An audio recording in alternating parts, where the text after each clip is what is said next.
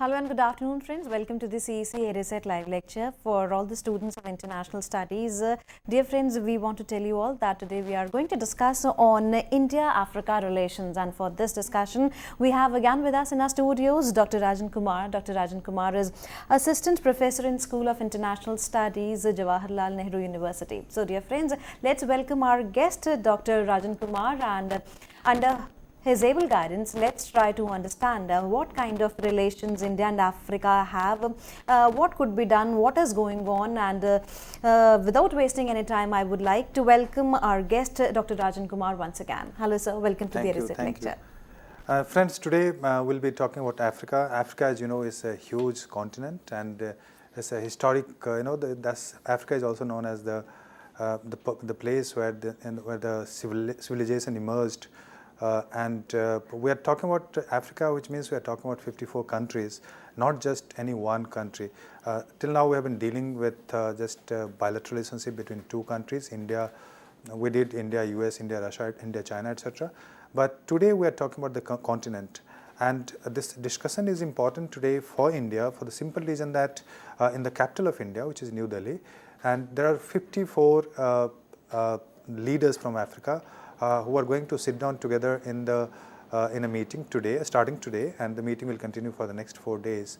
So this, if you're following the newspapers, so you might be hearing about the India-Africa Forum meeting. So this is the third meeting of that, and there are 54 leaders from Africa. Africa has 54 countries, and it has the meeting of today. It has representation from all the countries of Africa.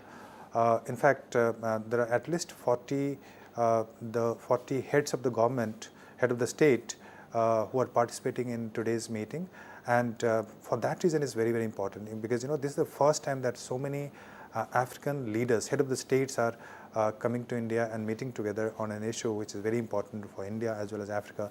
Earlier also there were meetings, even this forum meeting took place earlier.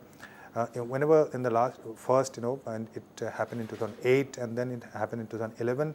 But in those meetings, there were just 11, or in the first meeting, there were just 14 leaders from Africa who participated. That took place again in Delhi, and I'm talking of 2008. And the next meeting, because this summit meeting takes place after 3 years. So the next meeting, which was in 2011, I think 11 or 12 leaders participated. And the leadership was decided by the African Union. So they used to, by rotation, they used to pick up the leaders of Central country, and they would participate. But today's meeting is very significant because all the leaders, in fact, as I told you, that 40 head of the states are participating in this meeting. So this is a very important meeting for India. And if you live in Delhi, the security is very, very tight, and there is a lot of traffic jam also taking place. But anyway, that's not important. What I'm trying to tell you is that Africa is a beautiful continent with beautiful people, and there are 54 countries in Africa, and it has 1/5 of the total land of the world.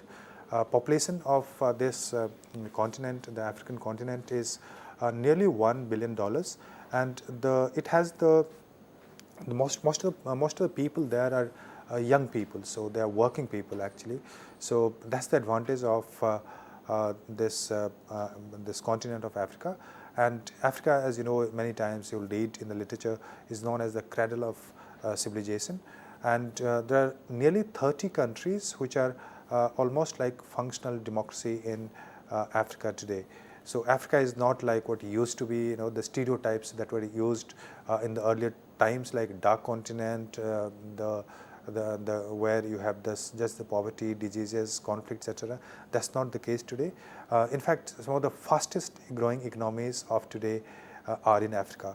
So let's change our perception that Africa is a dark continent or something similar to that. In fact, Africa is a growing continent today, and nearly 30 countries are functional democracy. Although even now there are certain conflicts in many places, but there are some very, very positive indicators which are coming from Africa, and Africa would be the most populated continent by the end of this century. So you can imagine the importance of this continent for not just for India, but also for other countries in the world. And India had a very historical relations dating back to nearly 2000 years with Africa. In fact, you might have in fact 3,000, because if I remember correctly, then there was a trade between Mesopotamian civilization and civilization in India, which was Indus first, and then later followed by the Vedic civilization. So there are certain instances of trade between the two civilizations, and the trade route Mesopotamia, as you know, in the modern Egypt. So in Mesopotamia, the trade route was through Indian Ocean, that they'll travel across the Indian Ocean, go to the eastern part of Africa, northeastern part of Africa, and then they'll reach Egypt. So it had a very strong historical relations even during the early ancient times, even during the medieval times, as I'll show you, that even during the medieval times in India, there were certain fighters who were part of the medieval Sultanate, and they were known as Siddhis, and they came from Abyssinia and other parts of Africa. So and the trade between India and Mesopotamia was quite prosperous, and what India used to send was silk. Silk was very famous that time, and cotton, and they used to send Egypt or Mesopotamia of that time. Mesopotamia used to send gold and other products in exchange. So that was the kind of relationship that India had with the earlier this Mesopotamian civilization. And Indian diaspora, as a result, what you see that this in many of the African countries, Indian diaspora even today is very, very strong, in the sense that in most of the countries you have some Indian people of Indian origin who are living there. It started from the ancient times, but the major diasporic population, or the major migration, took place during the British time. Actually, it was a forced labor, or what is known as the indentured labor, which was which British started promoting, where they'll take the Indian laborers, and they'll take the laborers from India, and they'll use that labor for the cultivation of sugar in Africa, also in Caribbean states. So those were the so that led to a huge migration of people from India to Africa. So now it's estimated that Indian diasporic population is nearly more than nearly 2.5 million people are there who are of Indian origin, or who migrated later. This migration actually continued. It started from the ancient times, where the traders, artisans, etc. went to Africa, but later on mostly it went in the form of indentured labor, and then this, even during the modern times, the migration continues. Even 1960s and 70s, many of the people from Gujarat, Kerala, etc., they went and settled in Ethiopia, Mauritius, Nigeria, etc. So they went to Kenya. So they went into different parts of Africa, and there is India has a very strong diasporic relation with the African state, many of the African states.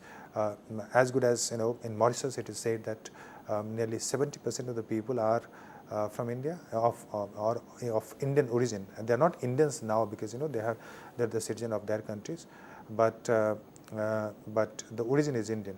Many of the indentured labor, you'll find that even today they speak Bhojpuri language, which is spoken in India, in the states of Bihar and UP.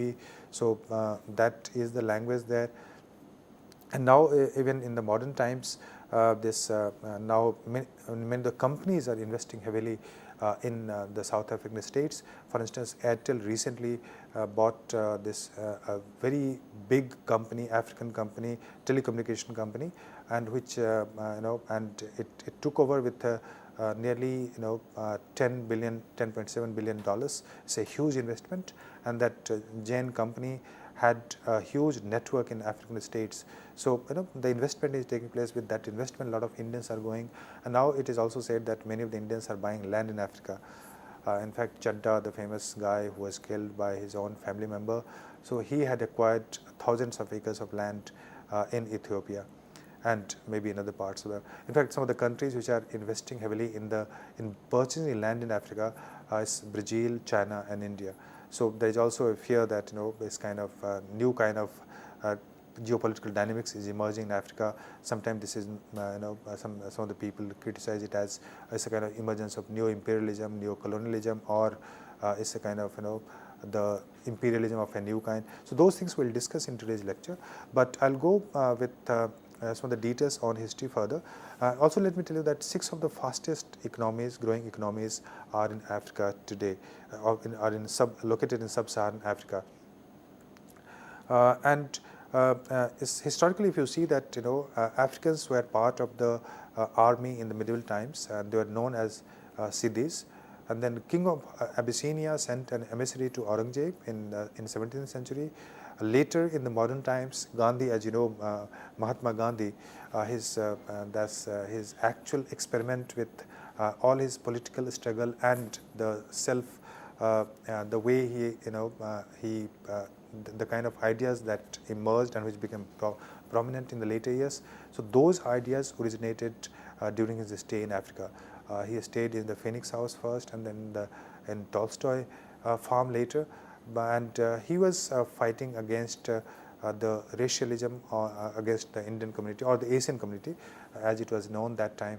So his experiment on satyagraha, mobilization of the people, petitioning, then and ahimsa as a medium of protest. So all of that, all those experiments that you see, which came to India, basically those experiments were done already in Africa.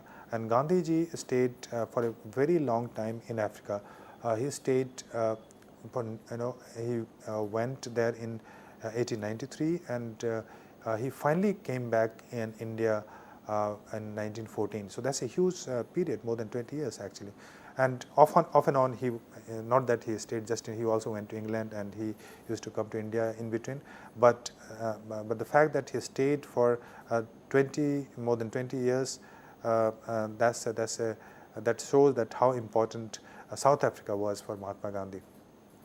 And then later on, Nehru also was very close to the African leadership, and also because most of the African states were colonies of either England or France or Belgium or some other states.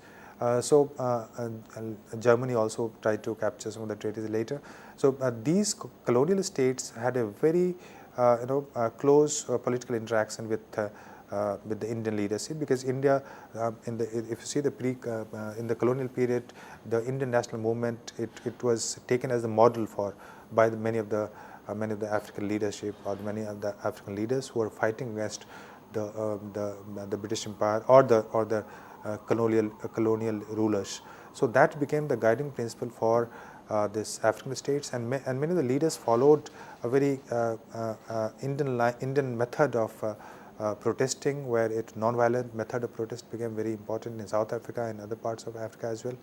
And Nehru continued that tradition with creating some kind of Asia-Africa solidarity. He also invited some of the African leaders in the ASEAN conference, and later many of the African states were member of NAM.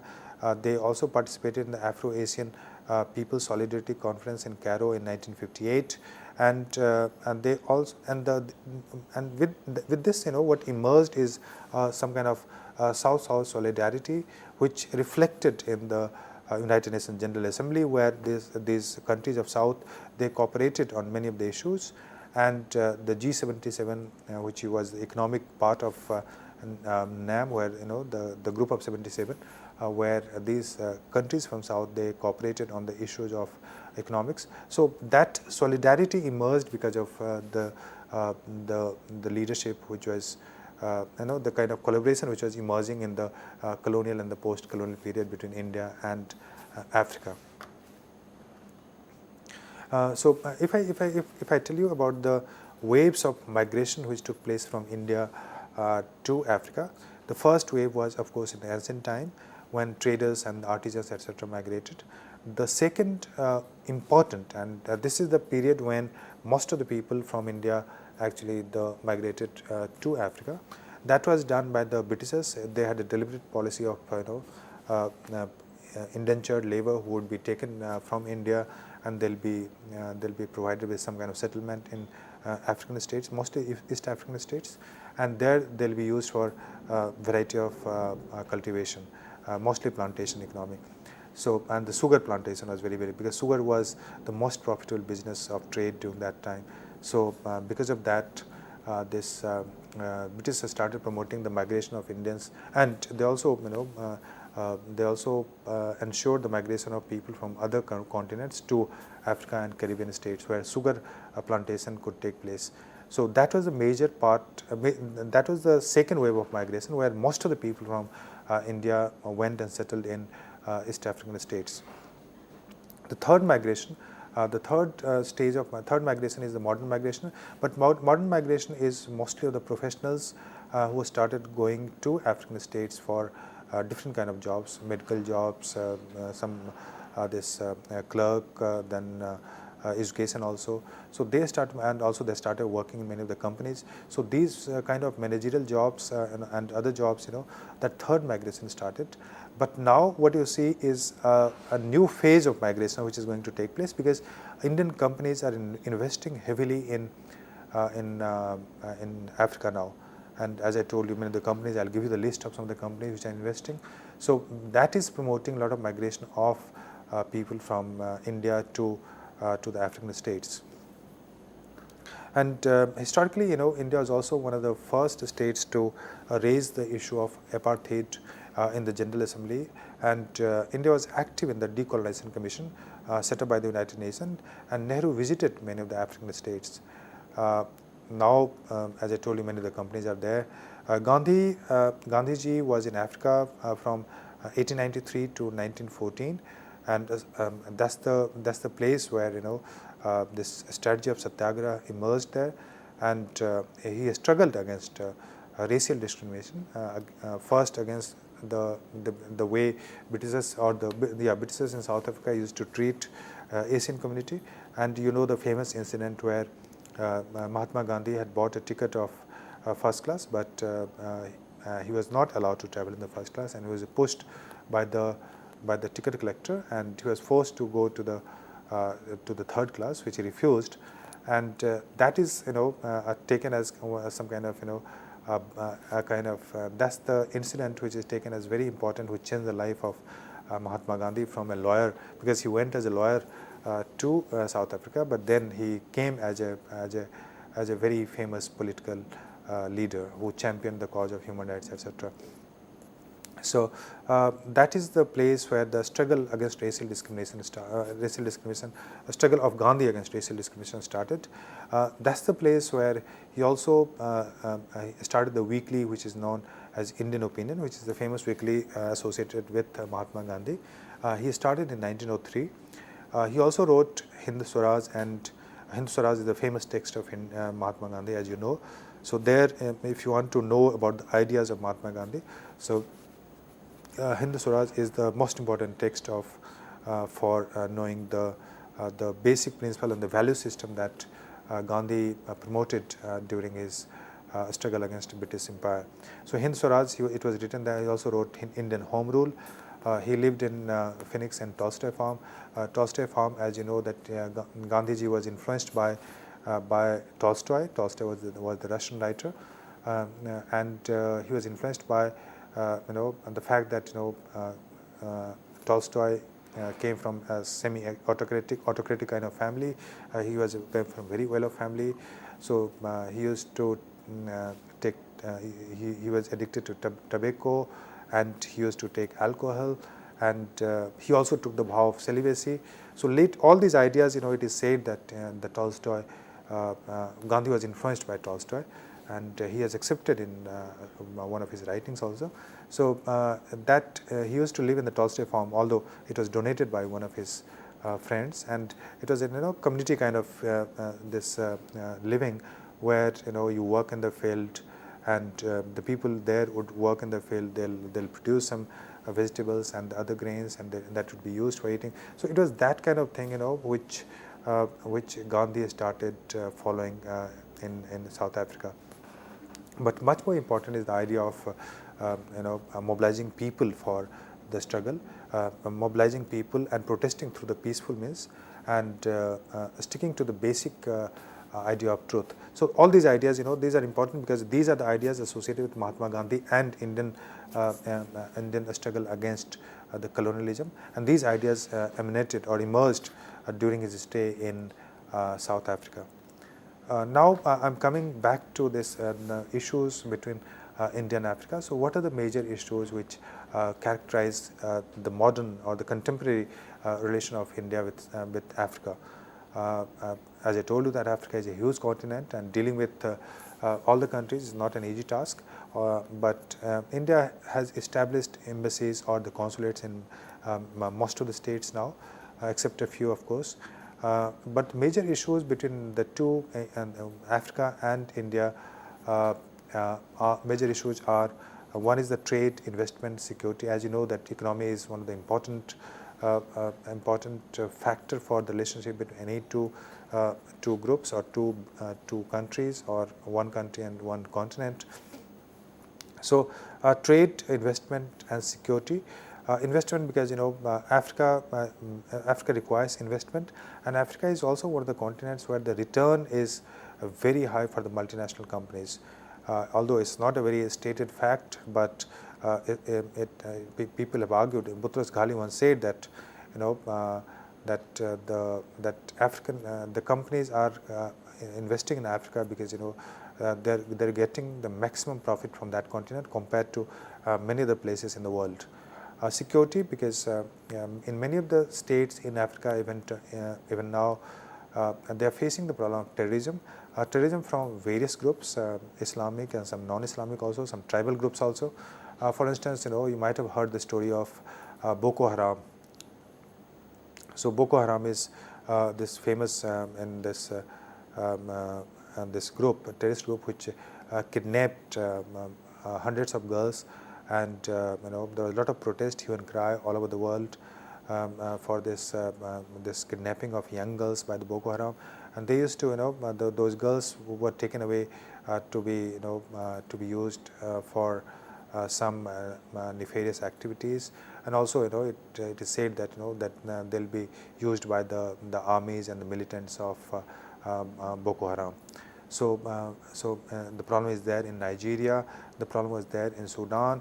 Then Congo, you have the conflict, and in many places India has sent the peacekeeping forces under the auspices of United Nations. So the conflict is one of the issues where these two, India and Africa, can cooperate. Terrorism emerging from many of the states there. So when you talk of security, another factor which is important is the maritime security, because India and Africa are divided by the Indian Ocean. So in the Indian Ocean, you might be hearing the issue of piracy, that many of the there are pirates in the sea, you might, if you have seen the movie Pirates of Caribbean.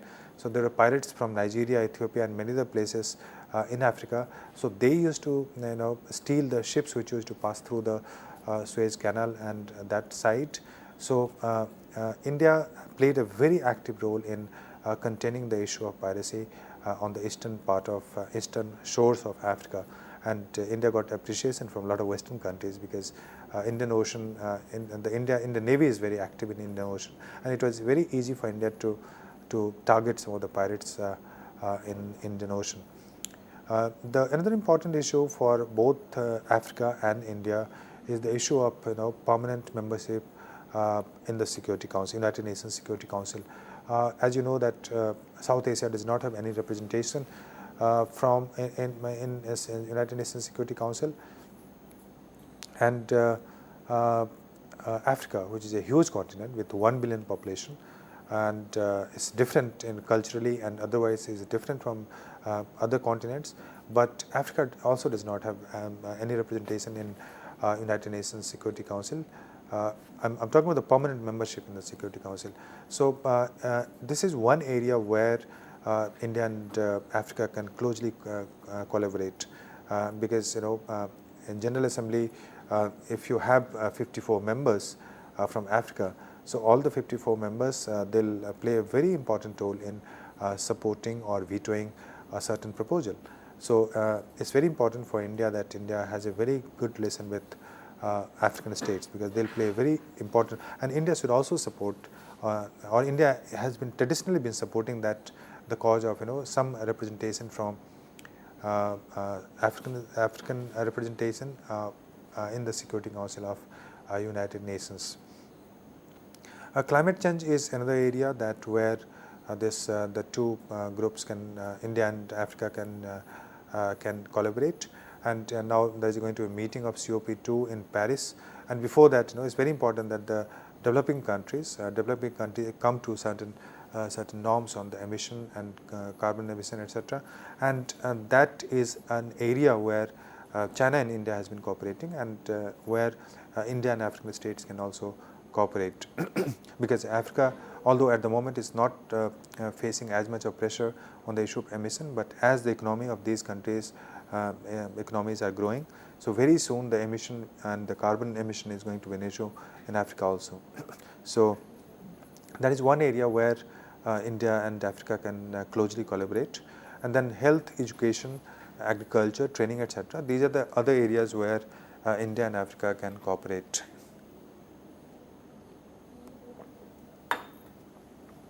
Then in the health sector, what is happening, and if you see if you go to some of the hospitals in Delhi, Chennai, even Mumbai or Bangalore, you will find that some of the people are now are coming from Africa for treatment in India.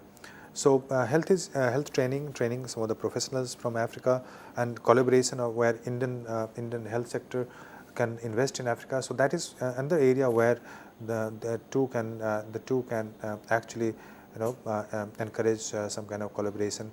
Education, many of the African students they would like to get training from India in the IT, science, and even non-scientific areas.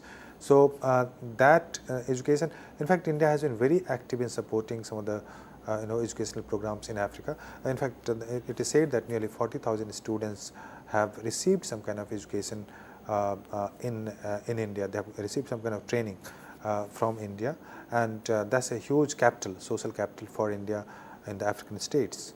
And agriculture, because Africa has 60% of the agricultural land of the world, but agriculture is very poor in Africa at the moment. The productivity is very low. In fact, despite having 60% of the agricultural land of the world, it produces just 10% of the total output of the world.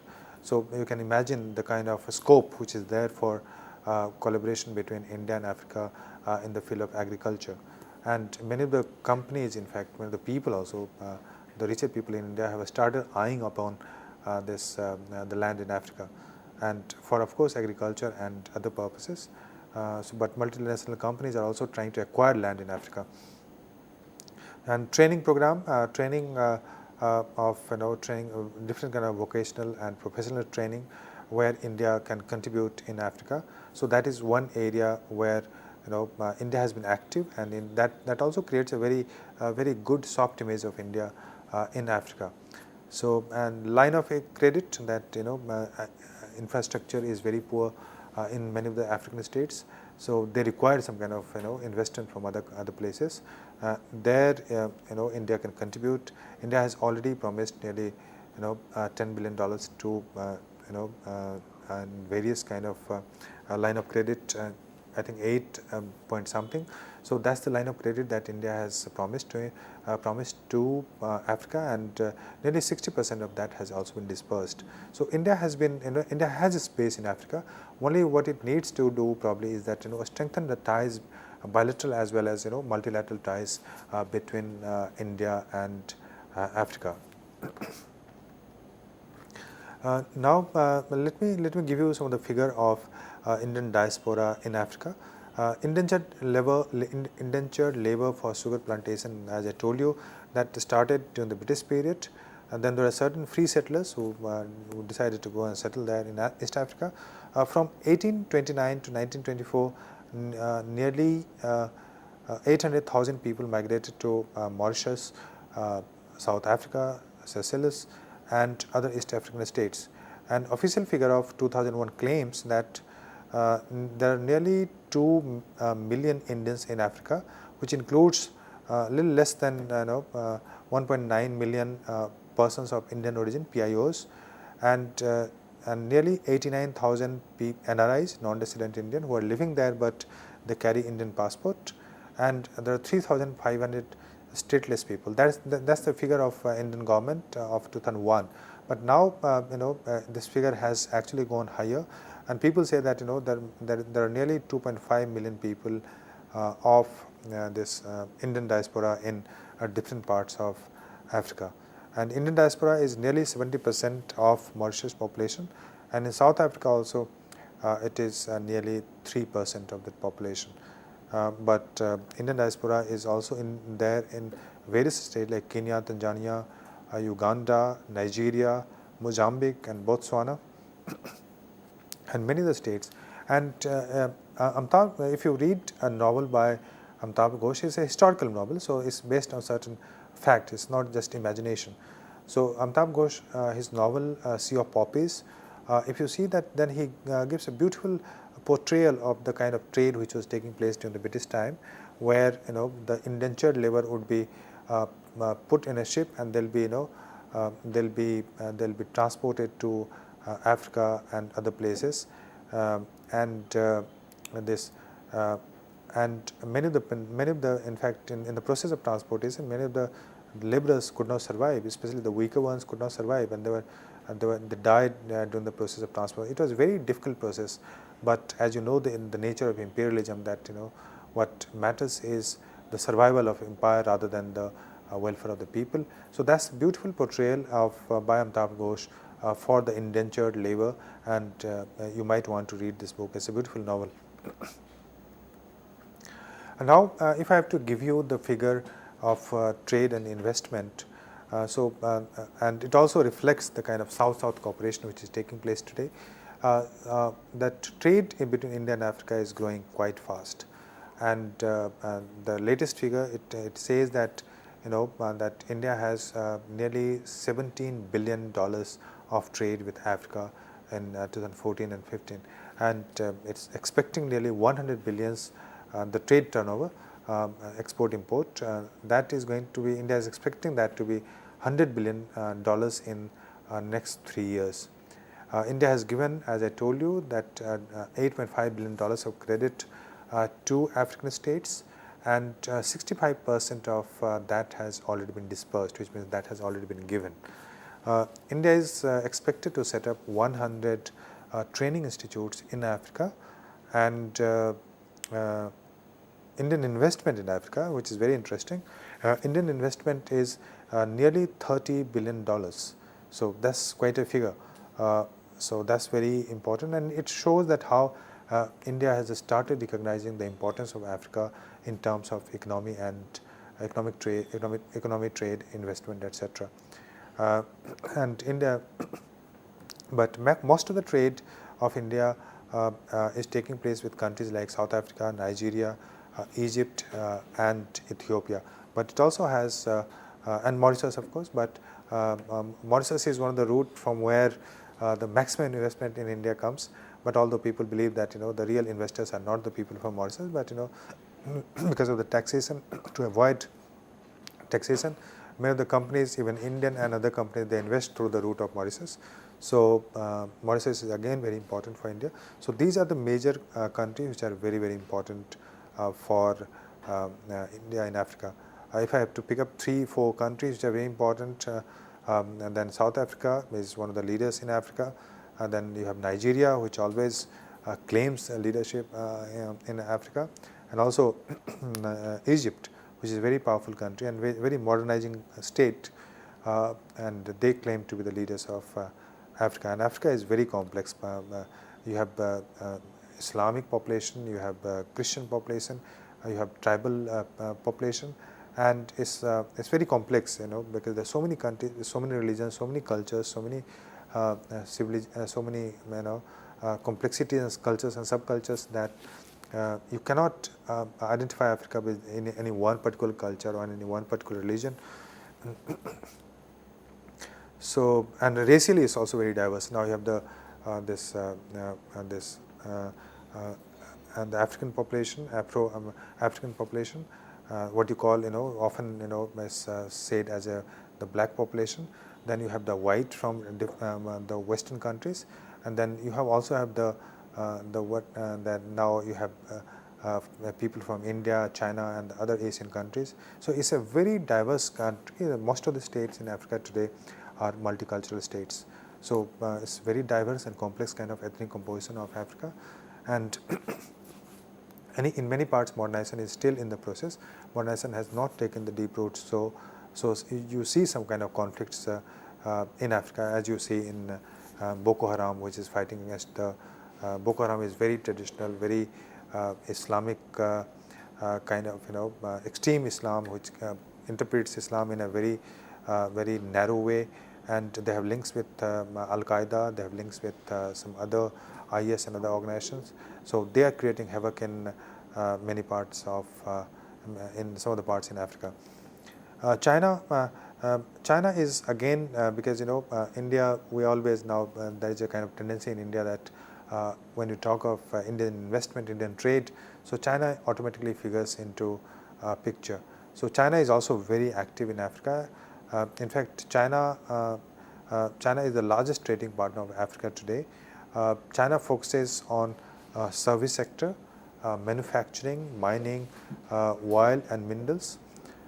Chinese investment, the one difference that I found between the Western investment and the Chinese investment is that Chinese investment are unconditional. That compared to the West, they do not put any condition that you have to reform the governance system or you have to cut the subsidies. So those kind of conditions which comes with the Western kind of investment, so that is not in the China. So that is very advantageous to the African population, in the sense that they do not have to necessarily change the style of governance or the system of governance.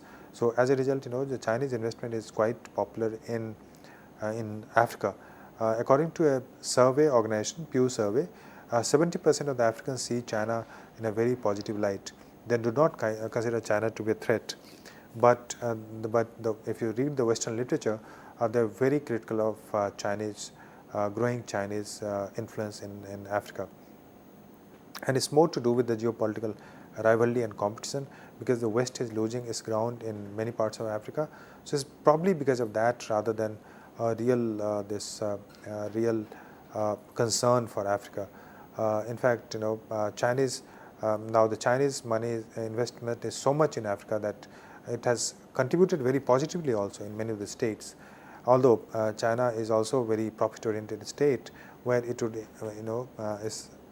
the investment carries there is always some purpose for Chinese investment, and they are investing in infrastructure sector, they are investing in mining, and China is always deficient of energy. So in the energy sector, China is investing in Nigeria, Sudan, and many other places in Africa. And although Chinese investment is even now, compared to the total investment, total international investment, total global investment, Chinese investment is even now very low in Africa. Compared to the total African investment, Chinese investment constitutes, I'm talking of direct investment, foreign direct investment, it constitutes just 3% of the total African FDI. In 2013, that year, Chinese investment in Africa was nearly $26 billion. But this figure of $26 billion was much more than the Chinese investment in the United States, which was in that year nearly $20 billion. As you see, that the trend is that even now most of the companies from the developing world, they are investing in the developed world. But in this particular case, you see that in Africa now China's investment is much more than Chinese investment in the United States. But the Chinese investment has also created some kind of reaction among the African population. And once I was told, once I was reading in one of the newspapers that the governor of Nigerian the central bank, he made a comment that what you see in the kind of role that China is playing in Africa, that's a kind of new imperial kind of role. What he meant is that the imperialism is classically in classical terms is defined as that you take the raw material, produce it and sell it back to the same people. So he claimed that what China is doing is the same thing, that taking raw material from Africa, producing it in China, and then selling it back to Africa. So some of the people have started talking of some kind of imperialism, which is imperialism or scramble for influence, which is happening between in Africa and the states which are active. United States is active, very active in Africa. Then England, France, they are very active in many parts of Africa. China now is very active in Africa. Turkey is, because of its proximity, Turkey is very active in Africa. And some of the Islamic states of the Middle East or the West Asia, so they are also active in Africa. And now India has joined the race, although India had its historical relationship, but since 2000, India has become very, very active. And now what you see that the meeting which is taking place between India and Africa from today, so that meeting is a reflection of the growing kind of proximity between India and Africa. China targets a trade of nearly $400 billion by 2020 and an investment of nearly $100 billion by that year. Major issues for China is also energy and security cooperation, because energy is important, and China is going to everywhere wherever the oil and gas is available. And Chinese have invested in Central Asia, Chinese have invested in Iran, Chinese have invested in other West Asian states, and China has also invested heavily in many of the energy sectors in Africa. And China also, because most of the oil of China is coming through petroleum products, petroleum is coming through the Indian Ocean, and there China was also facing the threat from the pirates, the so-called the pirates from Africa. So India played a very constructive role in controlling the pirates in the Indian Ocean. What is the approach of India? If I have to show you the approach of India, so one is the Focus Africa program. That's a program started by the Indian government some time back. So that therefore will focus. The issues are the priorities are decided by the African state, and Indian state will help in promoting that kind of the programs in Africa. And then there are techno-economic approach for Africa-India movement, and here there are a lot of training and capacity building program which is taking place between India and Africa, and many of the African people, African students, African young people, they are trained by the Indian government. And then there is a program for new partnership for development of Africa. And then energy cooperation. India has as you know that India is energy deficient, and maximum energy of India is coming from West Asia. So now India is also trying to diversify its energy access, and as a result, ONGC has invested in Sudan.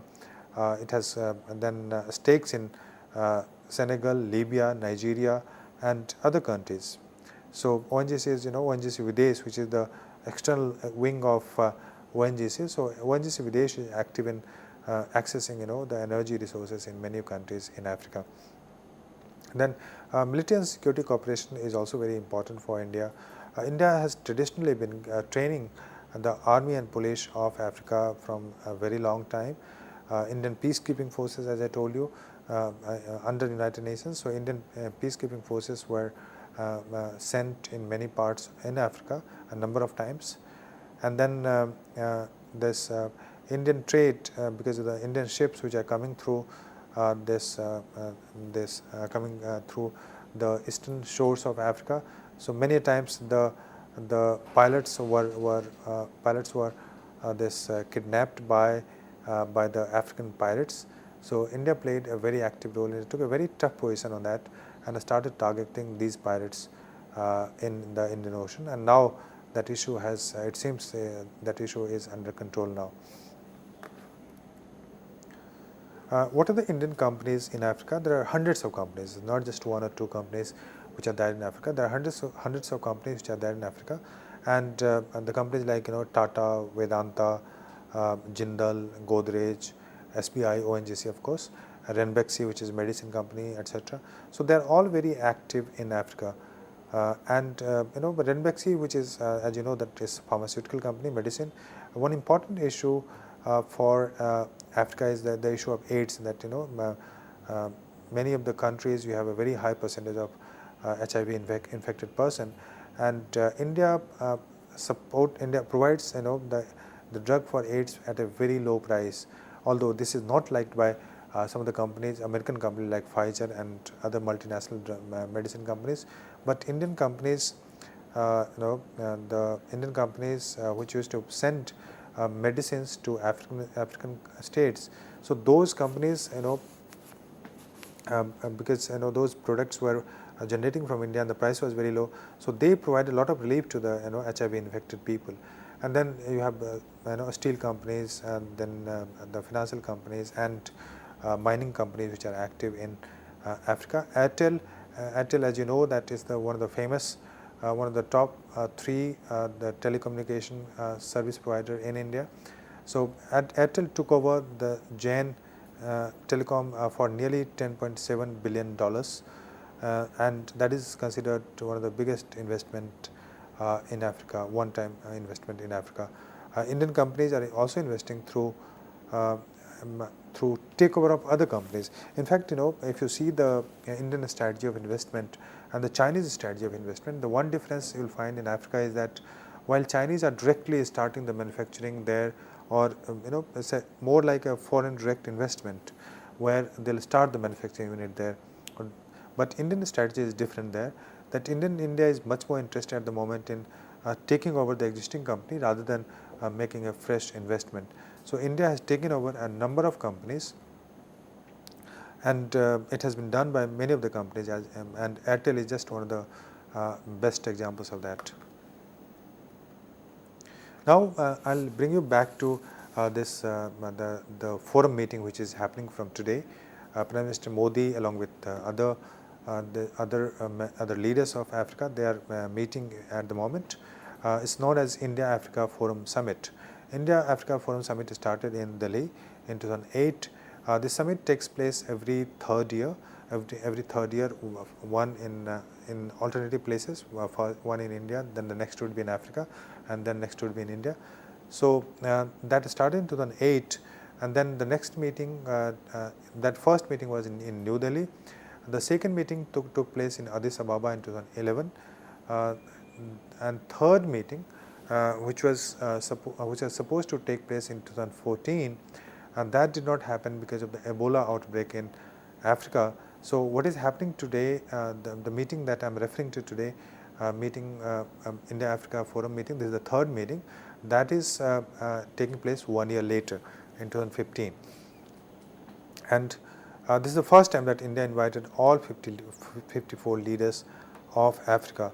Earlier, only 12 to 14 countries used to represent Africa in accordance with the Banjul formula, where countries were chosen by African Union. African Union is the union of this multilateral organization of African state, quite active, very active. And African Union used to decide, the 13 or 14 countries which will participate in the India-Africa Summit. But now India is meeting with all the 54 states. So that is very significant. That is what makes this summit very significant for India and also for Africa. And there is going to be a long discussion on enhanced trade, technical and educational training between India and Africa. Capacity building program is one area where India has focused a lot. India has this Pan-African e-network for telemedicine and tele-education, that through internet, Skype, etc. India would be providing assistance to the health sector and also to the education sector. India has given a scholarship to nearly 40,000 African students. So that is again a huge investment that India has already done, and which India deserves credit for that. India has also given a credit for 137 projects in various countries of Africa. What is the approach, broader approach of India towards Africa? So Indian approach is very non-intrusive, non-prescriptive, and is consultative, and is responsive to the self-assessed needs of Africa. This I have taken from Hamid Ansari, who is the Vice President of India, when he was giving the speech in the last Golden Jubilee celebration of African Union. So there he said that apart from historical ties that India had with Africa, India will always stand for the African unity, of African stability, and it will cooperate with Africa. But it said that Indian approach would be non-intrusive. It will not be prescriptive, because when the Western countries invest in any other country, they would like to they would like the country to follow certain norms of privatization, of cutting down the subsidies, to agriculture. So India said that India's approach is going to be non-intrusive, non-prescriptive, and consultative. And India will not decide the priority areas of Africa, but other priorities would be decided by the African states. India will help achieve those priorities. So that's the difference between the Western approach and the Indian approach. And it falls into the broader framework of what is known as South-South cooperation. And traditionally, South-South cooperation has not been very high. Most of the trade used to take place between the southern parts of hemisphere and the northern parts of hemisphere. Northern parts are the developed country, and then here you have the developing states. So now the cooperation between South-South is also emerging, and an organization which has been formed by the southern countries, that is known as BRICS, as you know. So Brazil, Russia, India, China, and South Africa, they are the members of this organization, and South Africa is a member of BRICS. South Africa is the representation from Africa, although that is resented by many of the states like Nigeria, but South Africa is a member of BRICS, and BRICS it reflects some kind of South-South cooperation between the states of Latin America, Africa, and Asia, and of course Russia is a country from Eurasia. So BRICS has also come up with New Development Bank with a capital reserve of nearly $50 billion, and that amount can also be used by the developing states of Africa. And those loans are likely to be non-conditional. They are not. They won't be like the loans from the IMF and the World Bank. As a result, what you see that there's kind of new cooperation which is emerging, and that's also reflecting in BRICS. Although the controversy about BRICS is that Nigeria is very critical of BRICS, partly because of the reason that South Africa became the member of BRICS, and Nigeria, which considers itself the leader of Africa, Nigeria could not become the member. So that's the reason there is some kind of resentment in Nigeria against BRICS also. Now finally, to come to the final point, that what are the problems between India and Africa? What are the reasons why even the cooperation is lagging behind? One, of course, is the issue of terrorism, such as Al Qaeda, Boko Haram in Nigeria. So those issues create some kind of political instability in those states, and when you have the unstable politics, so that creates a very hostile environment for the economic investors. Multinational companies would not like to invest unless until they have ensured they have safety, security for their investment in those companies. So that's one of the issues that Africa and India should tackle. And the acquisition of land which is taking place in Africa, so that is creating a fear in the mind of African people, and they think that what is happening is some kind of new form of colonialism which is taking place. Nigeria has been very critical of Brazilian taking over of land in Ethiopia and several other places. Chinese have acquired a lot of land in Africa, and at a very cheap rate, because the land is very cheap. So Chinese have acquired a lot of land in Africa. Indians have also acquired a lot of land in Africa. So that is something which is being resented by some of the African people when they lose the livelihood, when there's some kind of conflict on the issue of ethnicity, etc. So these are some of the issues between India and Africa. But India has a very strong historical background, because of the historical shared history. Both India and Africa had a colonial history. Because of the cooperation which was there in the immediately after the independence of India, where Nehru, Gandhi, they were linked with movements in Africa. So that created a very positive image of India in the African states. And now we have the Indian diaspora.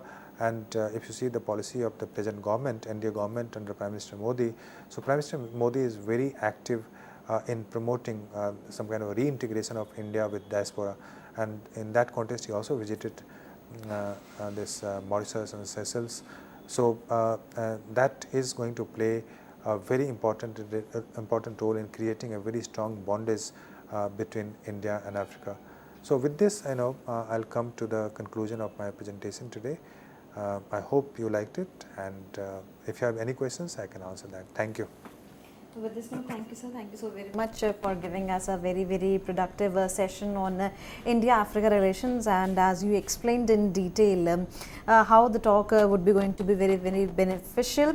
So when we talk about the relations between the two countries, so then though it's a very, I would say, very flippant question to ask, but as you always say that talking brings out something good, something very productive. So does the talking alone plays a crucial role?